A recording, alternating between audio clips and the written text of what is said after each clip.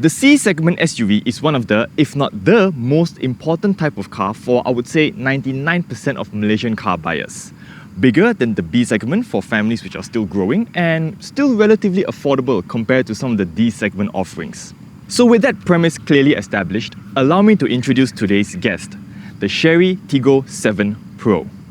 Now, to set the mood for this review, I want you to take this fact on board, okay? At the time of filming, the Chery Tiggo 7 Pro is available in only one spec and is priced at 123,800 ringgit on the road without insurance. One of its closest rivals, the PROTON X70 Premium facelift, is priced at 123,800 ringgit on the road without insurance. Adrian has already gotten to grips with the car, so click somewhere above here for his take on that. Now I know what you're thinking. Exactly the same, down to the last ringgit. Coincidence? I think not. This is gonna be a fun review, so roll the intro and let's get to it.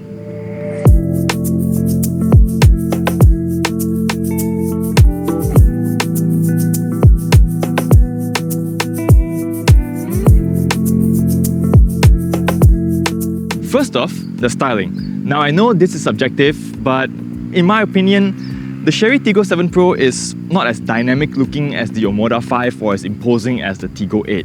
Don't get me wrong, it's not ugly. In fact, it looks modern enough with its slim LED headlights, sequential turn signals, the now relatively familiar diamond blingy grille, and even these turquoise-ish highlights. I find them, they're a nice touch. It's just that as a whole, I find that the more purposeful and cohesive look of the PROTON X70 facelift, that really seals the deal for me instead. Moving on to the side, the Chery Tiggo 7 Pro comes with 18-inch wheels wrapped in 225/55 tyres, whereas the X70 Facelift Premium comes with 19-inch wheels instead, also wrapped in 225/55 tyres. Looks-wise, it's not a competition. The X70 Facelift wins this round. But remember, smaller wheels will mean cheaper tyres, so have that in mind for the long run. Okay, on to boot space. So pop open the powered tailgate and we get 475 litres of luggage space, which is a fair bit smaller compared to the 512 that you get in the PROTON X70. Also, no kick sensor, which is a huge shame considering that the X70 facelift now adds on a proximity feature whereby you just stand near the tailgate with the key with you, of course, for a second or two, and then the tailgate pops open automatically. Still, it's enough to fit a 20 and 24-inch suitcase in rather comfortably, I feel. Yeah, there we go. And if you need more space, you can always fold down the 60/40 seats for 1,672 litres. And then, beneath this tray right here, there's also a full-size spare tyre, so that's nice. So at the rear, the Chery Tiggo 7 Pro comes with a full-width LED taillight, which, makes it look a lot more modern, brings it up to speed. Also, these turquoise highlights in the spoiler right at the back. I'm not sure how I feel about that, but to each his own. The rest of the tailgate, however, looks a bit empty, if you get what I mean.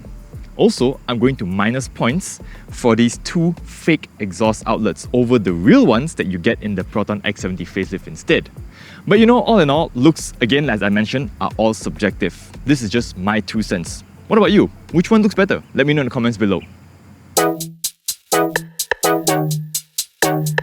Okay, stepping inside and first impressions, it's a rather nice place to be. The 3-spoke wheel feels good in your hands, just the right amount of thickness actually. The seats themselves, they are fairly comfortable and supportive, although with that said, you could always use a bit more under-thigh support as always. Oh, and speaking of the seats, it's an all leatherette affair here compared to the Napa leather that you get in the X70 Premium and above. Also, if you're into that sort of thing, the X70 beats the Chery by offering a 72 colour ambient lighting setup versus the 64 found here. Also, I'm not sure how I feel about these fake carbon accents scattered throughout the cabin because they look and feel rather plasticky in my opinion. On the flip side, the X70 has a, how should we put it? It has a more matured looking layout. In any case, back to the seats, we get 6-way power adjustment for the driver and 4-way power adjustment for the front passenger. The steering wheel has tilt and telescopic adjustment, so finding the right driving position is quite easy, I would say. Although, I find that even at its lower setting, for me at least, you can sit quite high up in the car, so it's always a feeling of rather sitting on the car rather than in the car. Plus, I would really appreciate it if we had memory settings and ventilated seats, the latter of which the X70 Premium and above already has. In any case, moving forward, looking ahead, we get a 24.6-inch cluster, which is what's written in the brochure, but let's be honest, in reality, it's two 12.3-inch screens, one acting as the instrument cluster and another as the infotainment screen. Now, call me old school, but I'm still taking some time to get used to this whole massive one-piece setup as opposed to the more traditional layout of having the cluster and the screen separated. But with that said, I've got no glaring complaints about how it looks and works because it works very, very smoothly, the operation is very fluid, no discernible lag whatsoever, but the questionable English in its descriptions and its functions will definitely annoy some grammar Nazis.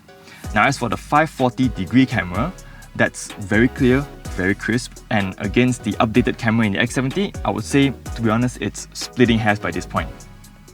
There's also wireless Apple CarPlay and wireless Android Auto to go with that 50-watt wireless charger. But with that said, the wireless connection is a bit iffy because in my case at least, I've experienced several dropped connections, so have that in mind. Now, moving on to the sound system, if you're a fan of branded sound systems, you'll be glad to know that this car has an 8-speaker Sony setup. I'm not expert, but it sounds pretty decent. Sound reproduction is good, there's more than enough bass without it sounding obnoxious, if that makes sense. And funnily enough, the X70 facelift has lost its Kenwood branding for its sound system. Another plus point for me are the inclusion of climate controls which are not on the touchscreen. Here, they're not physical buttons like you get on the X70, but they're like sort of touch panels, and in this day and age, I'll take what I can get. Then the other plus point is that we get a full-length panoramic roof, which is only available on the more expensive Premium X variant for the X70. As for practicality and amenities, let's see. We've got a USB-A and USB-C port up front, which is fairly standard, but the X70 has USB ports on either side of the transmission tunnel, and that's a bit of an advantage because it's easier for both front occupants to access the port and put their devices instead. I know, nitpicking, but remember how closely stacked these two models are. Okay, what else besides that? We've got a 50-watt wireless charger, which I've mentioned earlier on, and then we've got two cup holders behind that. And then moving further back, the armrest opens up to actually a lot of storage. Like you could easily fit 1, 2, maybe even 3 bottles of similar size. And then down below, there's this wide open tray which can easily slot, wallets, another water bottle if you wish, and there's also a 12-volt power socket right there. Moving on to the door, the cutouts. Okay, the cutouts might look a bit oddly shaped at first, but rest assured, they fit your standard cards nice and easy. And then down below, they fit a half-liter water bottle quite easily. Yeah, then there's a little bit more space for, again, wallets, keys and whatnot. Moving on to the rear, as usual, front seat is adjusted to my driving position. I'm 184 centimeters tall and I have just 2 tennis balls worth of legroom and 1.5 tennis balls worth of headroom. Now, another thing that I have to commend Chery on is the choice of colour for the headliner, because going for a lighter colour one makes it look a lot more spacious as opposed to the dark headliner found in the PROTON X70. Now, another cool feature that I would like to draw your attention to is this. You see the speaker? There's a ring around it that lights up. And this works in tandem with the blind spot monitoring system. So it basically stops your rear passengers from opening the doors carelessly and ruining another driver's or another motorcyclist's day. Now, where the Tiggo 7 Pro loses out against the X70 in terms of long distance comfort is the fact that you can't adjust or recline the rear seats. And while you do get 2 air vents here, you only get 1 USB-A port versus the USB-A and Type-C port that you get in the X70. Alright, what about storage spaces at the back? So first and foremost, we've got a pair of cup holders here, 2 seat pockets, a tray beneath the USB port, which, if your phone is small enough, should be able to fit. Mine isn't. And then over here, the cutouts near the door handles, they are much longer than the ones found in front, so cards will easily fit inside. And down below, we can, just about fit a half-litre water bottle. Okay, on the move, so let's get the tech specs out of the way. The Chery Tiggo 7 Pro comes powered by a 1.6-litre turbocharged 4-cylinder engine, putting out 197 horsepower and 290 Newton meters of torque. The gearbox is a 7-speed wet DCT, which sends power to the front wheels. The PROTON X70, on the other hand, comes powered by a 1.5-litre turbocharged 3-cylinder engine, putting out 177 horsepower and 255 Newton meters of torque. The gearbox is similar, it's a 7-speed wet DCT as well, drive going to the front wheels as well. The 1.8-litre turbocharged 4-cylinder is no more.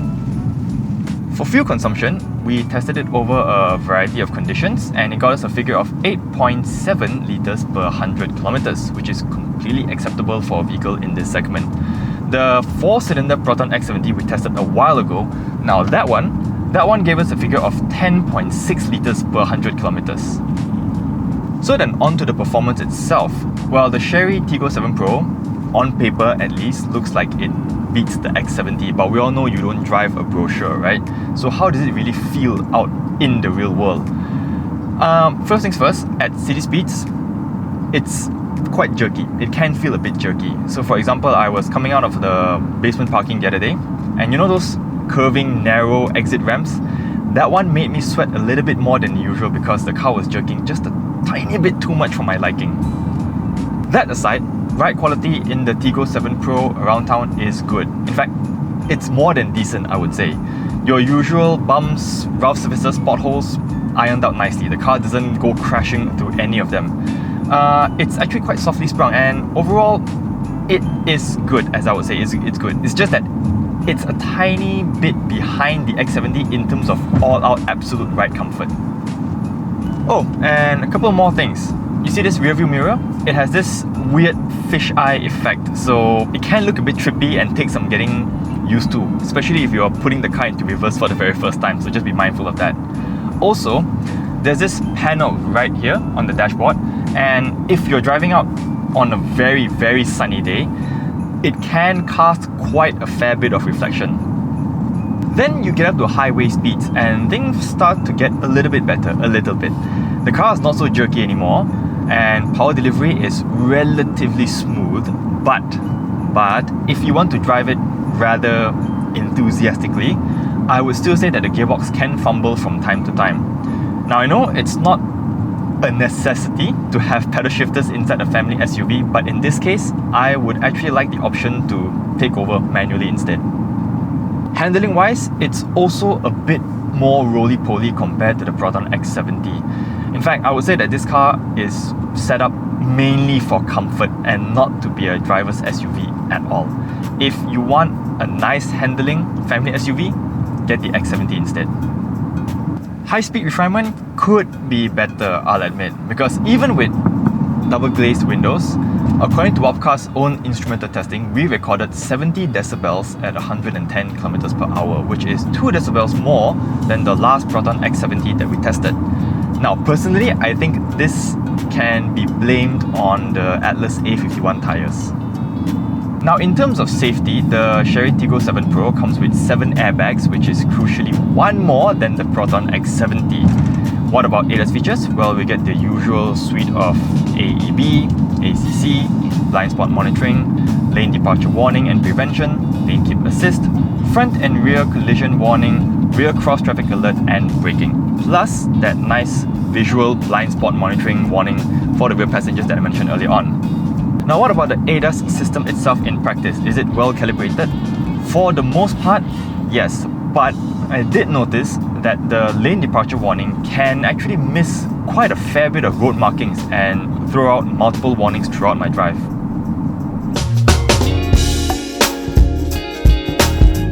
Okay, so then, $1,000,000 question. Is the Chery Tiggo 7 Pro your next perfect car, or should you just go for the PROTON X70 Premium facelift instead? Oof, wow. It really is a tough one, okay? I haven't had to think this hard in a long while, and this may sound like a cop-out, but You have to know what you want.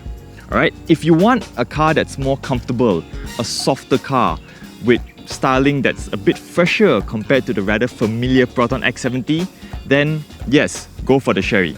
However, if that small degree of ride quality and handling advantage is important to you, then X70, no questions, no arguments, hands down, that's the winner.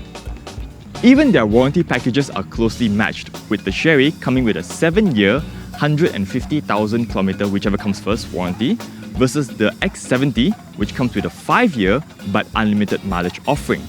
And then the Chery answers with 5 years of free service, while the PROTON gives you 6 free labour services. Of course, as with all these things, it's always terms and conditions apply, so let's double check the fine print. And on that note, I think it's time we call it a day. Once again, thank you so much for watching. Please remember to subscribe, leave a comment. So who's the winner? Who's the winner? Okay. Alright. It's... You know what? I'm gonna settle this the old-fashioned way. Who's the winner? Heads, X70, tails, Chery.